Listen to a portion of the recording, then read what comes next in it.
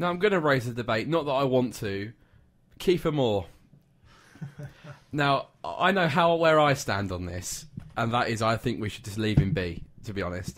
But 10 goals in League One this season for Rotherham. He is the top goal scorer in English football as it stands in the top tiers. He's the first person to reach 10 goals this season.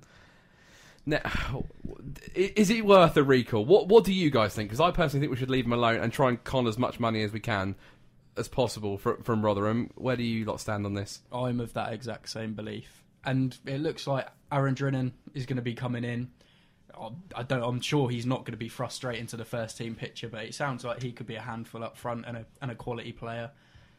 I think Mick would probably rather try someone like a Ben Falami and Aaron Drinnan, a Ben Morris than Kieffer Moore. I think maybe his mind is made up on Kieffer, despite the goals. But Kieffer Moore, I think, offers something very, very different compared to... I know he's a target man, like they say Joe Garner is in a way, but he's, 6'5", he's built like anything, he's a massive tank of a bloke.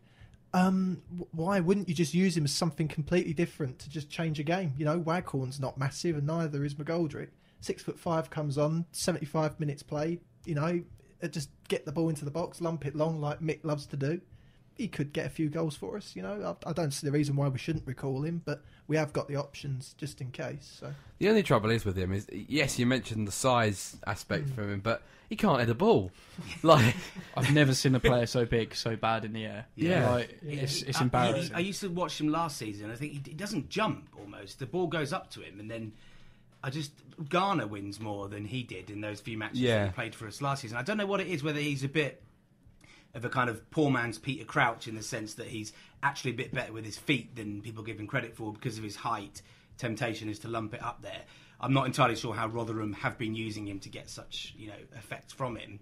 But it does raise an eyebrow, doesn't it? I don't know.